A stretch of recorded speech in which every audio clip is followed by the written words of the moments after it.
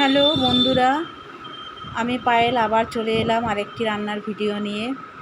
তো এই রান্নাটি হচ্ছে চিকেন ক্যাপসিকাম। তো ক্যাপসিকাম দিয়ে চিকেন তৈরি করেছি। তো কীভাবে করেছি তার জন্য পুরো ভিডিওটা দেখতে হবে। প্রথমে এখানে দিয়ে দেখুন, যেহেতু ক্যাপসিকাম দিয়ে চিকেনটা করবো বলে অনেকগুলো ক্যাপসিকাম নিয়ে নিয়েছি। তো ক্যাপসিকামগুলোকে আমি ছোটো ছোটো করে কেটে নিয়েছি। ওখানে চিকেন, এবার চিকেনটাকে জল দিয়ে ধুয়ে রেখে দিয়েছি। আর এখানে বেশ খানিকটা ক্যাপসিকাম বাটা দিতে হবে, যেহেতু ক্যাপসিকাম চিকেন হবে, বেশ খানিকটা ক্যাপসিকাম বাটা। আর আমি চিকেনটার ওপরে একটু দই অ্যাড করলাম। দইটা মাখিয়ে রেখে আমি প্রথমে কড়াইয়ে তেল দিয়ে তাতে দিয়ে দেবো পেঁয়াজ বাটা, রসুন বাটা, কাঁচা লঙ্কা বাটা, কারণ আমি এখানে কোনো আদা ব্যবহার না। তো সর্ষের তেল দিয়ে তেলটা গরম হতেই এবার আমি দিয়ে দেবো পেঁয়াজ আর রসুন আর কাঁচা লঙ্কা বাটাটা। তো দিয়ে ভালো করে এটাকে নেড়ে চেড়ে নিয়ে এবার কিছু গুঁড়ো মশলা অ্যাড করব এতে। এইবারে দিয়ে দেব একটু হলুদ গুঁড়ো, দিয়ে দেবো একটু জিরের গুঁড়ো, দিয়ে দেবো একটু ধনের গুঁড়ো, দিয়ে দেবো একটু লঙ্কার গুঁড়ো। এবার সমস্ত মিশ্রণগুলোকে ভালো করে এবারে এটাকে কষিয়ে নিয়ে যেই একটু তেলটা ছেড়ে আসবে মশলা থেকে, তখন আমি এখানে দিয়ে দেবো এবার একটু ক্যাপসিকাম বাটা।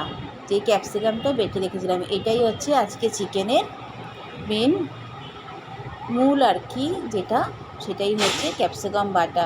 তো ক্যাপসিকাম বাটাটা দিয়ে দিলাম। এবার ক্যাপসিকাম বাটাটা দিয়েও বেশ ভালো করে নেড়ে ছেড়ে মশলাটা টেনে আসবে। এখানে আমি এবার একটুখানি নুন দিয়ে দেবো আর দিয়ে দেবো চিকেন। এবার চিকেনগুলোকে, যেহেতু দই মেখে রেখেছিলাম চিকেনটাকে, আপনারা দইও মাখতে পারেন কিংবা একটু পাতিলেবুর রস দিতে পারেন। আমি এখানে যেহেতু চিকেনটা থেকে যাতে একটা চিকেনের গন্ধ না আসে, তার জন্য আমি দই মাখিয়ে রেখেছিলাম। এবার ওপর থেকে নুন স্বাদ অনুযায়ী নুনটা দিয়ে দিলাম। দিয়ে খুব ভালো করে এটাকে কষাতে হবে। দেখবেন ক্যাপসিকামের এখান থেকেই জল বেরিয়ে আসছে। এখানে আর কোনো সেরকম জল আপনাকে দিতে হবে না। তো ওপর থেকে আমি একটু হালকা গরম মশলার গুঁড়ো ছড়িয়ে দিলাম। আমার মোটামুটি চিকেনটা রেডি হয়ে এসছে।